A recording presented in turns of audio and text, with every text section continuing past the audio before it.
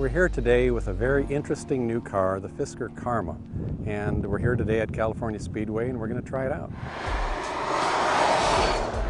So this car is a extended range electric vehicle. You charge it with either 110 or 220 voltage. That gives you about a 50-mile EV driving range without the engine ever starting.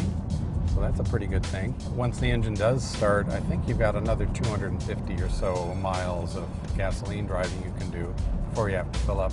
So it gives you that freedom to just do anything you want, sort of like the Volt. There's no range anxiety whatsoever. The interior is quite extravagant. I think it's rather attractive. The wood here, for instance, is recovered from various situations where it might be thrown away. So in this case, it's used from the roots of trees that were in the California fires. So there's a lot of environmental thinking here. Above me is a solar panel that covers the roof of the car. It does a much more considerable job of offering additional energy. It helps keep the cockpit cool and does actually supply a little bit of electrical power to the car. There's two modes for driving it, a stealth mode that I'm in now and a sport mode that I'm in now. There it is. That started the engine, as you heard. The stealth mode is basically EV mode. It'll take the battery down to about 20% state of charge. In sport mode, you have the engine's availability and also the willingness of the battery to be used more aggressively.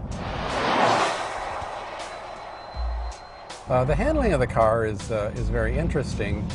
The car has a slight rear weight bias. 53% of the weight is on the back of the car. The tires are larger on the back as well to compensate for that or to deal with that.